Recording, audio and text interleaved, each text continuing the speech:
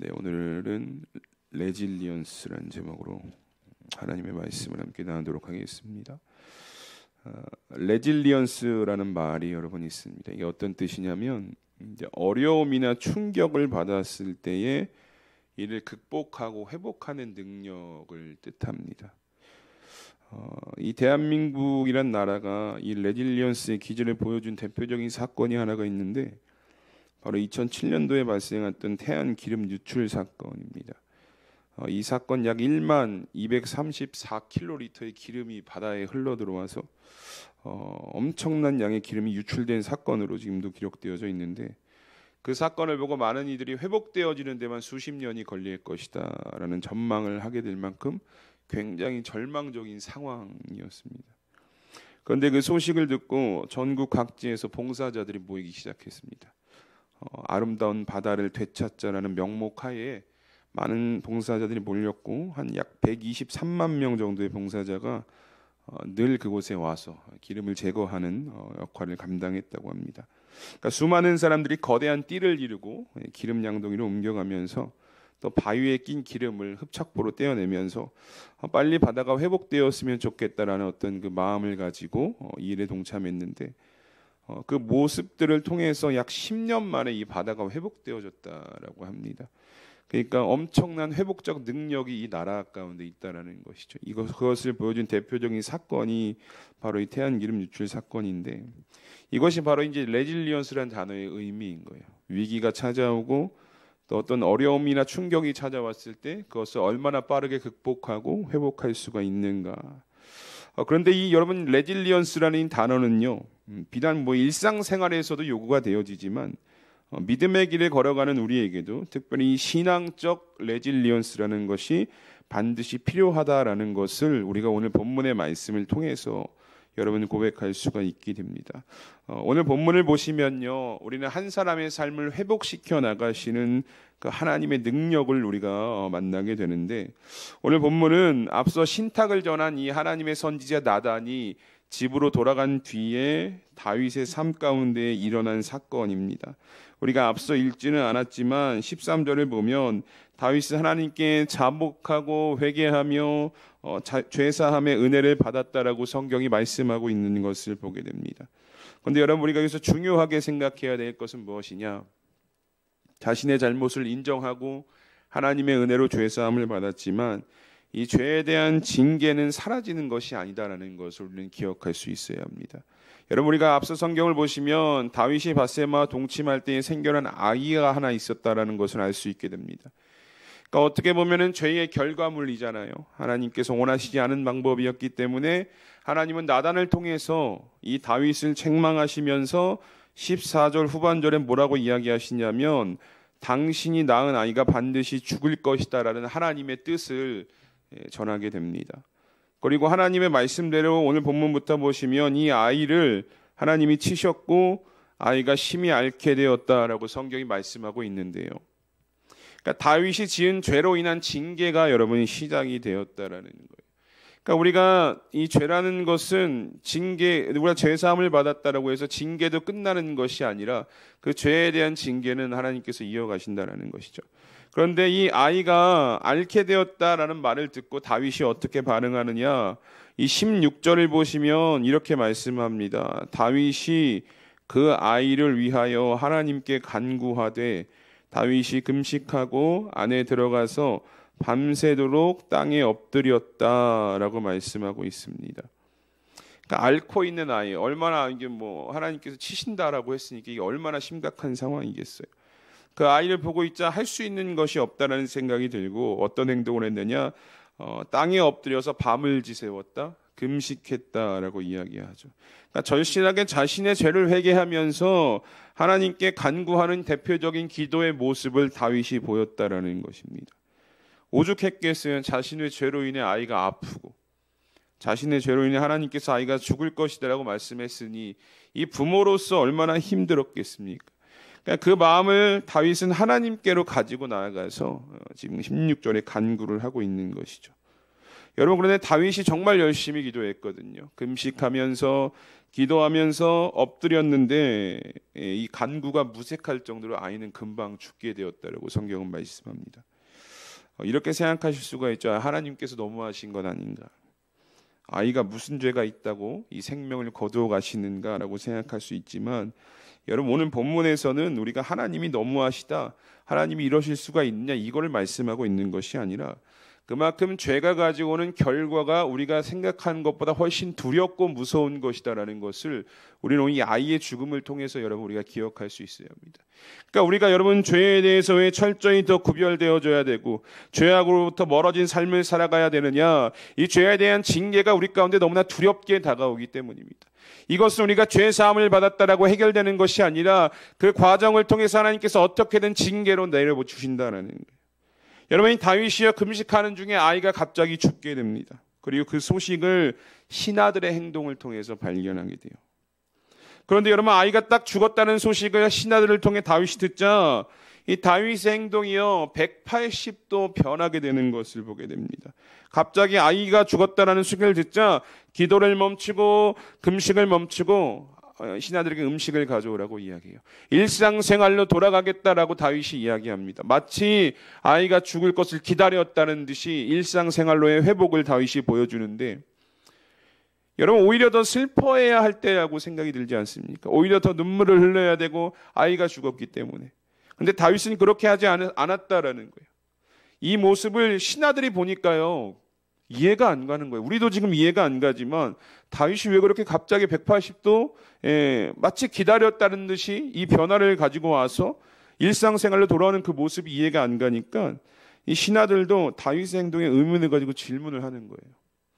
아니, 아이가 죽기 전엔 그렇게 기도하고 열심히 하더니 죽고 나자마자 이렇게 바뀌는 건 좀 이상한 것 아닙니까? 이렇게 신하들이 질문을 하자 다윗이 22절과 23절에 이렇게 고백하는 것을 우리가 보게 됩니다. 우리 22절과 23절 우리 함께 한번 읽어보도록 하겠습니다. 시작. 이르되 아이가 살았을 때에 내가 금식하고 운 것은 혹시 여호와께서 나를 불쌍히 여기사 아이를 살려주실는지 누가 알까 생각함이거니와 지금은 죽었으니 내가 어찌 금식하랴. 내가 다시 돌아오게 할 수 있느냐. 나는 그에게로 가려니와 그는 내게로 돌아오지 아니하리라 하니라. 아멘. 여러분, 우리는 이 22절과 23절의 고백 속에서 다윗이 가지고 있던 기도의 철학을 하나 발견하게 되는데, 무엇이냐면, 여러분, 다윗이요 아이가 아프니까 눈앞에 아이가 죽어가는 것을 지금 보고 있잖아요. 그러니까 할 수 있었던 것이 무엇이냐 찾아봤더니 금식하고 기도하고 하나님께 매달리는 것밖에 없었다라는 것을 고백을 합니다. 물론 이미 하나님의 뜻은 정해져 있어요. 아이는 죽을 것이다라는 뜻이 이미 나단을 통해서 선포가 되었다라는 거죠. 근데 다윗이 어떻게 왜 기도했냐면 이런 마음이 있었다라는 거예요. 혹시나 하나님께서 나를 불쌍히 여기셔서, 하나님께서 나를 긍휼히 여기셔서 내 기도를 들어주신다면 하는 마음으로 금식하고 기도했다라는 것입니다. 그런데 여러분, 아이가 죽었다는 소식을 듣자 다윗이 곧장 기도를 멈춥니다. 왜 멈췄습니까? 하나님의 뜻이 변함이 없구나. 하나님은 자신의 뜻을 이뤄가시는 분이구나 라는 것을 깨닫고 난 뒤에 자신이 할 수 있는 것이 없다라는 것을 깨닫고 기도를 멈추게 되는 거예요. 하나님께서 마음을 돌리시지 않고 내가 지은 죄의 대가로 아이의 생명을 가져가셨구나. 더 이상 아이를 위한 기도가 무의미해진 거죠. 그래서 23절에 이렇게 이야기하잖아요. 내가 어찌 금식하랴. 내가 다시 돌아오게 할 수 있느냐. 나는 그에게로 가려니와 그는 내게로 돌아오지 아니하리라. 이것이 다윗의 심정이거든요. 그래서 금식과 기도를 멈추고 다시 일상으로 돌아오는 것이죠. 어떻게 보면 이 다윗의 이 모습은요, 내 뜻을 계속해서 주장하고 내 뜻을 계속해서 고집하는 것이 아니라 하나님의 주권, 하나님의 뜻이 이루어지는 그 상황을 인정하는, 그 주권을 인정하는 삶의 모습을 오늘 다윗이 보여주고 있다는 것을 우리가 이 말씀을 통해서 발견할 수 있게 됩니다. 여러분, 예수님도요 십자가의 대속을 앞두고 겟세마네에서 기도를 하셨거든요. 그런데 그 기도 가운데 어떤 기도가 고백되어지느냐? 마태복음 26장 39절에 이렇게 말씀하고 있습니다. 조금 나아가사 얼굴을 땅에 대시고 엎드려 기도하여 이르시되 내 아버지여 만일 할만하시거든 이 잔을 내게서 지나가게 하옵소서. 그러나 나의 원대로 마시옵고 아버지의 원대로 하옵소서라고 고백하는 예수님의 기도가 여러분 기록되어져 있다는 것이죠. 여러분, 예수님의 기도도 그렇고 오늘 다윗의 기도 가운데에서도 동일한 모습이 발견하게 되는데 무엇이냐? 개인적으로 바라고 소망하는 것은 있다라는 거예요. 다윗도 혹시나 하는 마음에 하나님이 아이를 살려주시지 않을까 하는 기대감을 가지고 기도를 했던 것이고, 예수님도 이 잔을 내게 지나가게 하옵소서라는 어떤 인간적인 모습으로 기도를 한 모습이 있다는 거죠. 이 바라고 개인적으로 소망하는 것이 있지만 결과적으로는 이 기도들의 마무리는 무엇이냐? 하나님의 뜻이 이루어지기를 바랍니다. 하나님의 주권을 인정하는 기도가 그들의 입술 가운데서 드려졌다라는 것을 우리는 기억하실 수 있어야 한다라는 것입니다. 우리 사랑하는 성도 여러분, 오늘 우리도 참 많은 기도의 제목들을 가지고 하나님 앞에 섭니다. 우리가 이 자리에 나온 이유도 말씀을 사모해서, 예배를 사모해서 나온 것도 있겠지만 우리 안에 간절한 기도의 소망들이 있기 때문에 여러분 이 자리에 나온 줄 믿습니다. 그런데요, 여러분, 우리가 마음에 소원하는 것을 기대하고 기도하는 것 중요하지만 여러분, 기도는요, 하나님이 내 뜻을 이루어 주실 때까지 하는 것이 기도가 아니라는 거예요. 내 뜻을 고집하고 하나님 내가 바라고 소원하는 것들 이 자리에서 기도할 때에 이루어 주셔야 됩니다. 이것이 기도가 아니라, 기도는 무엇이냐? 하나님, 내가 소원하는 바는 있습니다. 오늘 다윗이 혹시 아이가 살아났으면 좋겠습니다는 소원하는 바는 있지만 하나님, 내 뜻이 아니라 하나님의 뜻대로 이루어 주시옵소서라는 고백이 여러분 기도라는 거예요. 하나님을 마치 어떤 알라딘 램프의 진이 우리의 소원을 들어주는 것처럼 그 하나님께 내 뜻을 고집하고 소망하는 것을 막 억지로 밀고 나가는 것이 아니라 하나님의 뜻이 이루어지기를 소망합니다라는 고백이 우리의 기도 가운데 드려져야 그것이 성숙한 기도가 된다라는 것입니다. 여러분, 하나님은요, 자신의 뜻을 이뤄가시는 분이세요. 근데 그 기도를 통해서 우리가 변화돼야 되는 거예요. 내 뜻이 있지만 내 뜻을 내려놓고 하나님의 뜻을 받아들일 수 있도록, 내가 변화되어질 수 있도록 그 은혜를 우리가 기도 가운데 구해야 된다는 거예요. 하나님은 마음이 있는 곳에, 뜻이 있는 곳에 그 하나님의 뜻을 이뤄 가시는 분이시기 때문에 우리가 이 시간 기도 드릴 때는요, 여러분, 내가 소원하는 바는 있죠. 이걸 하나님께 고백할 수는 있습니다. 그러나 그 기도 말미에 항상 고백되어져야 되는 것은 하나님, 내 뜻이 아니라 하나님의 뜻대로 이루어지길 소망합니다. 그리고 하나님의 뜻과 마음대로 내 기도가, 내 삶이 변화되길 소망합니다라는 기도를 하나님께 드리실 수 있는 우리 수암교회 성도님들이 되시기를 주님의 이름으로 축복합니다. 여러분, 이렇게 다윗이요, 죄로 인한 징계 앞에 담담히 서요. 여러분, 아이가 죽었다라고 생각해 보십시오. 마음이 찢어질 정도로 아프고 슬프겠지만 다윗은 하나님이 정하신 뜻이구나, 하나님이 아이를 죽게 한다고 하셨으니까 그 하나님의 뜻을 이루셨거나 이 하나님의 주권을 인정하기에 잠잠히 그 징계를 받아들입니다. 여러분, 그런데 다윗이 이 징계 앞에 잠잠할 수 있었던 이유는요, 하나가 더 있었습니다. 단지 하나님은 자신의 정하신 뜻을 이루신 분이기도 하지만 다윗이 잠잠할 수 있었던 이유는 무엇이냐? 다윗 마음 가운데 하나님의 믿음이 있었습니다. 확신이 있었습니다. 바로 그것이 무엇이냐? 하나님은 회개하는 자들의 삶, 죄 사함 받은 자들의 삶을 통해서 다시금 회복시켜 주시는 분이다라는 것을 다윗은 마음 가운데 믿음으로 확신하고 있었기 때문에 오늘 징계 앞에 담담할 수 있었다는 것이죠. 여러분, 우리가 오늘 읽었던 오늘 본문 24절과 25절을 우리 함께 읽어보도록 하겠습니다. 시작. 다윗이 그의 아내 밧세바를 위로하고 그에게 들어가 그와 동침하였더니 그가 아들을 낳음에 그의 이름을 솔로몬이라 하니라. 여호와께서 그를 사랑하사 선지자 나단을 보내 그의 이름을 여디디아라 하시니 이는 여호와께서 사랑하셨기 때문이더라. 아멘. 여러분, 24절부터 이 죄로 인해 무너졌던 다윗의 삶 가운데 회복이 시작이 되는데요, 아이를 잃었던 다윗에게 또 다른 아이가 생겼다라고 성경이 말씀합니다. 아이는 하나님께서 주시는 축복이거든요. 태의 문을 하나님께서 여셔야 하는 것이기 때문에 이 밧세바에게 또 다른 아이가 생겼다라는 것은 하나님께서 그들의 삶을 축복하셨다라는 의미가 됩니다. 그런데 이 태어난 아이가 누구냐 봤더니 다윗의 뒤를 이어서 이스라엘의 왕이 된 솔로몬이었다라고 성경이 말씀하고 있는 것을 보게 돼요. 그런데 여러분 여기서 가장 중요한 것은 무엇이냐? 심지어 하나님께서 솔로몬을 향해서 여디디아란 이름을 주셨다라는 거예요. 이 의미가 무엇이냐? 여호와께서 그를 사랑하셨기 때문이다라고 말씀하고 있죠. 여러분 솔로몬을 사랑하신다라는 말은 다른 의미로 어떤 의미냐면 다윗의 모든 죄를 내가 용서했다라는 의미가 되는 것이에요. 왜냐? 이 솔로몬은 다윗의 뒤를 이어서요 다윗 왕조의 출발점이 되는 인물이거든요. 하나님께서 이전에 약속하셨던 그 다윗 왕조의 언약이 다윗의 죄로 인해 사라진 것이 아니라 하나님께서 이 솔로몬을 주시면서 다시금 그 약속을 회복시키셨다는 의미가 이 말씀 25절 가운데 고백되어지고 있다는 것입니다. 여호와께서 그를 사랑하셨다는 것은요 하나님께서 다윗의 모든 죄를 용서하시고 다윗 언약이 회복되어졌다라는 의미이죠. 단지 앞서 아이가 죽었기 때문에 하나님께서 새로운 아이를 주셨다. 이것이 어떤 그 회복의 전부가 아니라 왕조에 대한 회복, 하나님의 언약에 대한 회복의 약속이 이 솔로몬의 탄생을 통해서 다시금 주어졌다라는 것이죠. 이렇게 또 하나의 회복을 우리가 찾아볼 수 있게 되고요. 또 본문 29절부터 30절을 보면 이렇게 말씀합니다. 다윗이 모든 군사를 모아 라빠로 가서 그곳을 쳐서 점령하고 그 왕의 머리에서 보석 박힌 왕관을 가져오니 그 중량이 금 1달란트라. 다윗이 자기의 머리에 쓰니라. 다윗이 또 그 성읍에서 노략한 물건을 무수히 내어왔다라고 이야기하죠. 그러니까 다윗이 군대 장관 요압이 라빠 암몬을 공격한 거예요.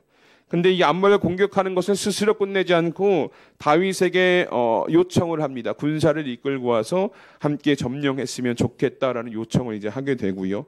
성경의 말씀을 보면 다윗이 모든 군사를 모아와서 라빠로 가서 그것을 쳐서 점령했다라고 이야기합니다. 이제 앞서 10장부터 시작되어졌던 암몬과의 전쟁의 종결을 의미하기도 하지만, 그런데 우리가 여러분 여기서 생각해 봐야 하실 것이 무엇이냐면, 여러분 다윗이 이 시작되었던 다윗 안에서 시작되었던 이 죄가 언제부터 어떻게 시작되어졌냐라는 것입니다. 앞서 11장 1절을 보시면 이렇게 이야기하거든요. 그 해가 돌아와 왕들이 출전할 때가 되매 다윗이 요압과 그에게 있는 그의 부하들과 온 이스라엘 군대를 보내니 그들이 암몬 자손을 멸하고 라빠를 에워쌌고 다윗은 예루살렘에 그대로 있었다라고 말씀합니다. 여러분 이 죄의 시작이요. 지난번에도 함께 나눴지만 왕의 자리, 왕의 사명을 감당하지 않는부터 시작이 된 거거든요. 전쟁에 참여할 때가 온 거예요. 왕들이. 이 당시에 왕의 사명은 가장 앞서서 전쟁을 이끌고 군사들을 이끌고 전쟁에 참여하는 것이 왕의 사명이었는데 이 다윗은 그것을 지키지 않았고 늦게 일어나서 옥상에 올라가서 밧세바를 보고 범하고 이 죄가 지금 계속 여기까지 이어진 것이거든요. 근데 여기서부터 이제 죄가 들어오고 그 다윗 안에서 확장이 되어져 갔다는 것이죠. 그런데 그 지키지 못했던 그 자리가 있잖아요. 왕의 자리. 전쟁을 수행하는 왕의 사명의 자리가 오늘 29절에 보니까 하나님께서 다시 회복시키셨다는 것을 우리가 고백할 수 있게 돼요. 범죄하고 추락했던 다윗이 다시금 지혜롭고 용맹한 통수권자의 자리에서 라빠를 점령했다라는 이 말씀은 다윗이 시작되었던 그 죄의 자리를 벗어나서 다시금 하나님께서 말씀하셨던 그 왕의 자리로서 역할을 감당하고 있다. 하나님께서 그 은혜를 다시 다윗에게 회복시켜 주셨다라는 것을 우리가 오늘 이 29절의 말씀을 통해서 여러분 고백할 수 있게 된다라는 것입니다. 여러분 앞서 서두에 제가 레질리언스라는 좀 생소한 단어로 말씀을 시작했죠. 어려움이나 충격을 받았을 때 이를 극복하고 회복하는 능력이 이 의미인데, 그런데 여러분 오늘 우리가 본문의 다윗의 모습을 보면서 한 가지 분명하게 고백할 수 있는 것은 무엇이냐? 우리 안에 신앙적으로 회복할 수 있는 능력이 전혀 없는 존재가 바로 우리라는 것입니다. 우리 안에 죄로 인해 무너진 것을요, 내 스스로의 노력과 지혜와 능력으로는 해결할 수 없는 존재가 오늘 바로 저와 여러분들이라는 것이죠. 왜 그러느냐? 우리는 죄에 대해서 해결할 능력이 없는 자들이기 때문입니다. 스스로의 죄에 대해서 우리가 스스로 해결하고 스스로 다시 죄사함을 통해서 우리가 회복할 수 있는 능력이 우리 안에는 전혀 없다는. 그래서 2000년 전에 예수님께서 오신 것이거든요. 우리 안에 죄가 해결이 안 되니까 그걸 해결하시기 위해서, 그래서 구원의 은혜를 베풀어 주시기 위해서 예수님께서 오셨듯이 우리 안에는요 회복을 갈망하지만 회복할 능력이 저희는 없어요. 신앙적 안에서. 그런데 여러분, 능력이 없다고요 회복이 안 되는 것은 아닙니다. 오늘 말씀을 통해서 여러분 우리가 이걸 믿음으로 고백하실 수 있어야 돼요. 나는 능력이 없지만, 나는 회복하고 싶은 마음은 있는데 이 회복의 능력은 없지만 방법이 없는 것이 아니다라는 거예요. 어떻게 우리가 회복되어질 수 있느냐? 우리 안에 죄에 대한 진실한 회개가 여러분 고백되어지셔야 합니다. 우리 안에 내가 그동안 지었던 죄에 대한 회개가 진정으로 고백되어지고 전심으로 하나님을 찾을 때 하나님께서 죄사함의 은혜를 베풀어 주시고, 그 죄사함의 은혜를 통해서 우리의 삶에 무너졌던, 죄로 인해 망가졌던 것들을 하나님께서 하나씩 회복해 나가신다라는 것입니다. 여러분, 내가 하는 것이 아니라 하나님께서 회복해 나가신다라는 거예요. 전심으로 하나님을 찾고 부어질 때. 왜냐? 이 죄가요 하나님의 은혜가 흐르는 길목을 딱 막고서 있거든요. 그러니까 그 은혜가 흐르지 않으니까 내 삶에 회복이 없는 거예요. 내가 아무리 기도하고 예배 나오고 말씀을 들어도요 내 안에 이 죄의 문제가 해결이 안 되니까 내 삶에 회복이 없는 거예요. 내 삶에 은혜가 흐르지 않는 거예요. 여전히 그 죄의 문제가 그 은혜의 통로를 가로막고 있기 때문입니다. 그러니까 여러분, 우리의 삶의 회복을 간절히 소망하신다면, 하나님, 내 삶에 아무리 기도해도 아무리 부르짖어도 회복이 되지 않는 부분들이 있다면 여러분, 우리의 삶을 돌아보셔야 돼요. 하나님 앞에 우리가 지은 죄가 있지 않은가, 회개해야 될 기도의 제목들이 있지 않은가, 여러분 고백하실 때 주님께서 말씀하시죠. 예수의 이름을 부르면 내가 은혜를 주겠다. 죄사함의 은혜를 주겠다라는 거예요. 예수의 이름을 부르시고 죄사함의 은혜를 경험할 때 그 막혔던 죄악이 사라지면서 하나님의 은혜가 우리 가운데 홍수와 같이 흘러들어오는 역사를 우리가 삶에서 경험할 수 있게 된다라는 것입니다. 우리 사랑하는 성도 여러분, 여러분들의 삶에도 회복되어져야 될 영역들이 있지 않으십니까? 무너졌던, 망가졌던 부분들 있지 않으십니까? 이 우리의 안에 신앙적 레질리언스의 능력은 우리의 힘이 아니라 내가 자복하고 회개하고 하나님 앞에 서는 그 순간부터 우리 안에서 발현되어진다는 것을 오늘 말씀을 통해 기억하셨으면 좋겠습니다. 우리가 전심으로 여러분 자복하고 회개할 때 하나님은요 죄를 사해 주신다라고 말씀하셨거든요. 그러니까 우리가 우리의 죄를 사하시고 우리의 모든 무너졌던 부분들, 망가졌던 부분들을 회복해 하시는 그 하나님의 은혜를 오늘 하루의 삶 속에서 또 앞으로의 삶에서 매일매일 경험해 나가시는 우리 수암교회 성도님들의 삶이 되시기를 주님의 이름으로 축복합니다. 우리 이 시간 말씀을 기억하면서 함께 기도하겠습니다. 이 신앙적 회복의 능력은 회개로부터 시작이 됩니다. 우리가 이 시간 함께 기도할 것은, 하나님, 우리 안에 알게 지은 죄들도 있고 모르게 지은 죄악들의 모습이 있습니다. 이 시간 죄악된 모습을 주님 앞에 온전히 내려놓게 하시고 죄사함의 은혜를 우리 가운데 허락하여 주시옵소서. 그리고 죄로 인해 무너졌던, 망가졌던 우리의 삶의 영역들이 죄사함의 은혜를 통해 우리 가운데 흘러 들어오는 역사를 경험하는 오늘 하루의 삶이 되게 하여 주시옵소서라고 우리 시간 함께 말씀을 기억하시면서 합심하여 기도하며 나가겠습니다. 다 함께 기도합니다. 하나님 감사합니다. 오늘도 우리를 이 새벽 가운데에 불러주시고 하나님의 말씀을 함께 나눌 수 있도록 인도하시니 감사를